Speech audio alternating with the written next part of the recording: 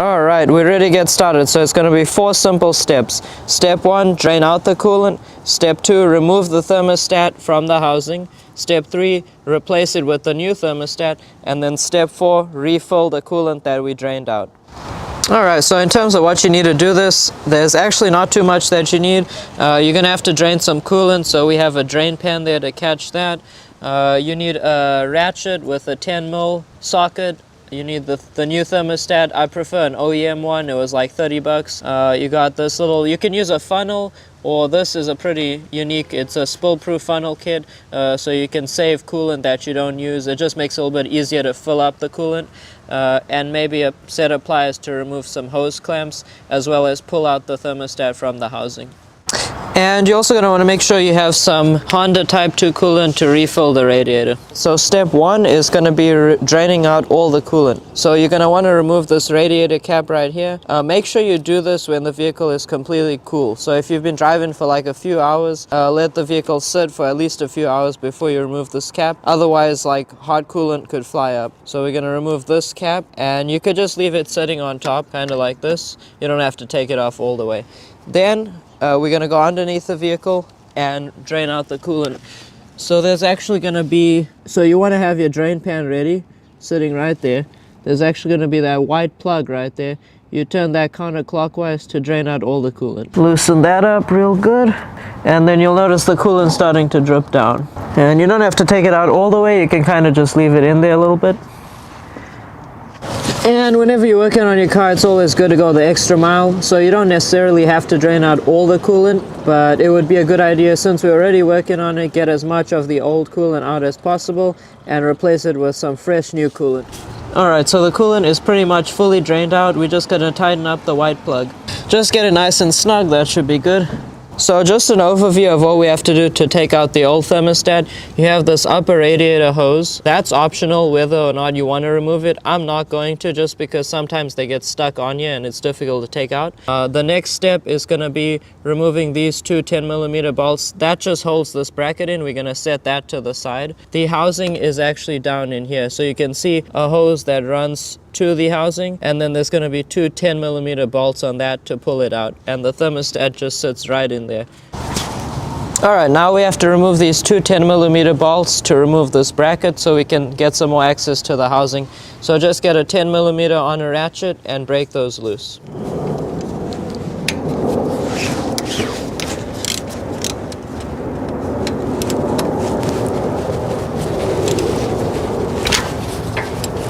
And once they're broken loose, you can just remove them by hand and set them aside.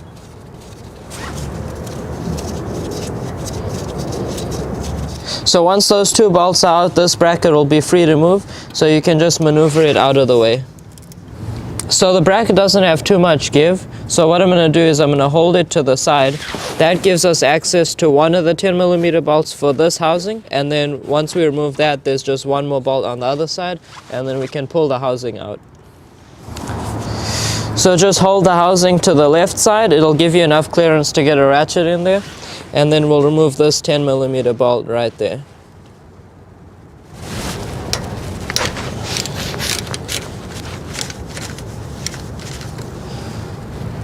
And then we'll remove by hand. And then make sure you distinguish between the bolts. So the bolts for the housing are a little bit longer than the bolts for the bracket. So just separate those two out. Now the second bolt is more to the right side, so if you follow the radiator hose and you just look below that, it's going to be sitting right there. So this one's also 10mm, so we're just going to get a ratchet on there and remove it.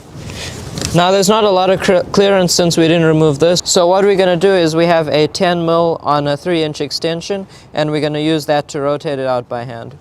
And then just do the last few rotations by hand so you don't lose the bolt. Good. Now there's nothing else holding in the housing, so we should be able to just pull towards us and it'll come off. And you can hear some coolant draining out. So I use the bottom of the housing where the hose is attached as leverage to pull it off. Move this bracket out to the left, pull that out, Alright, so I'll give you all a close-up view. So I simply use the hose that's attached to the bottom of the housing as leverage to pull it off. And in this case, the thermostat actually came out with the housing. Sometimes it'll be stuck on the inside right over there and we'll need to pull it out. In this case, we'll pull it out of the housing.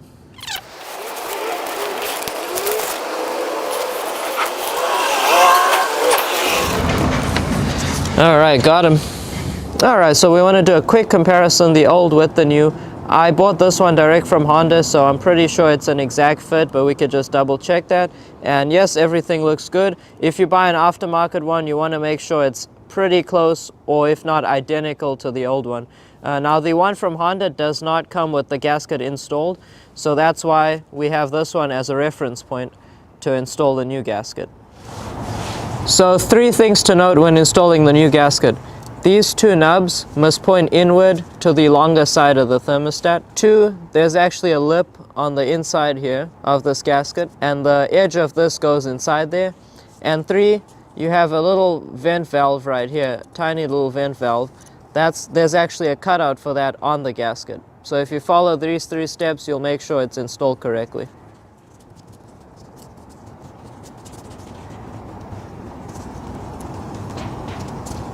So kind of slip one edge of the thermostat into the gasket and then just rotate all the way around, making sure that the cutout is right there by the vent valve.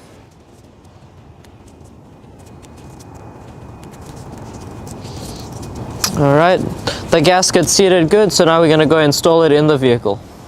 So when you're installing the new thermostat, you'll note that these 2 nibs here, there's actually a place inside the housing where they line up, and essentially it's going to be facing upwards. That coolant is actually looking real delicious. Alright, like I said, we're going to install it with the 2 nubs facing the back of the vehicle and also facing the top.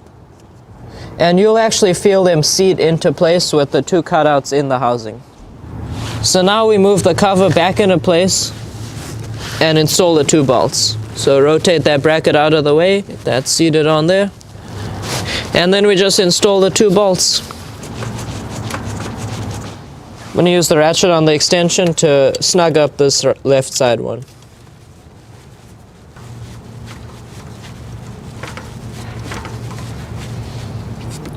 So it's kind of tight back here to do it by hand, so what I did, I got a leaf, I put the bolt and jammed it into the socket. And then that way we have kind of like a longer extension.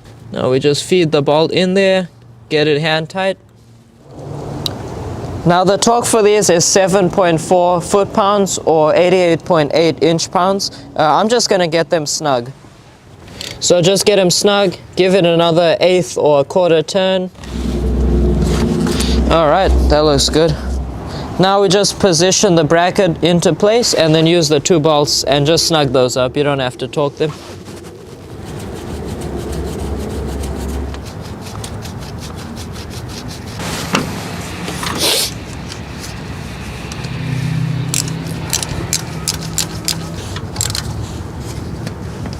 Alright, that looks good. Everything's ready to go. We got we didn't take this hose off. We got the bracket installed, the housing installed. Now we just got to go refill the coolant. Alright, now we're ready to start adding in the new coolant. So grab your coolant. Make sure you only use Honda Type 2 coolant, because Honda cooling systems, they're pretty sensitive. So you want to make sure you use the right stuff. And then just grab a funnel and we'll start filling coolant. I'm using the spill-proof funnel kit. It kind of serves as like an external reservoir, and I'll show you how it's set up here in a second. Okay, so now fully remove the radiator cap, set that aside, and then if you have a funnel, just put it on top here. If you have the spill-proof funnel kit, it was like 20 bucks on Amazon. I'll link it down below. Super useful if you ever work on like cooling systems of your car, different vehicles. Now the difference between this funnel and a regular funnel is this actually has different size attachments for whichever size radiator cap you have, and then that way it'll create like a seal. So any coolant that you pour in here, it can only either go into the radiator or hang out in the top here. That way it's not spilling out over the side. It's not necessary, but it makes the job a lot more clean. Then we take the blue cap, the blue gasket, put them inside and secure it to the radiator just like your regular cap. Alright, now that's snug on there. Now once we have that on there, we just install the funnel, and now we have a leak-proof system from where we pour in the coolant to inside the radiator. Now we got the Honda Type 2 coolant, and we're just gonna pour it in until the radiator is full.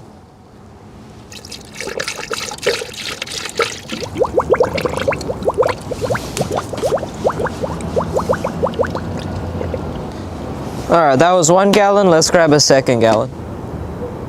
Okay, so keep in mind I completely drained the radiator, and it took about 1.3, 1.4 gallons to get it full again. And that's why this kit is pretty cool, because now the extra coolant is just hanging out up top here instead of overflowing. Alright, so now that we've partially filled up the radiator, we have to bleed any remaining air out of the system. So to do that, we're going to start up the vehicle, let it run until that fan, the one furthest to the passenger side, turns on, turns off, and then turns on again. And then at that point, we can remove this and close up the radiator. So let's go start up the car.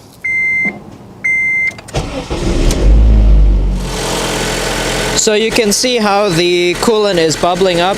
That means that air is getting purged out of the system.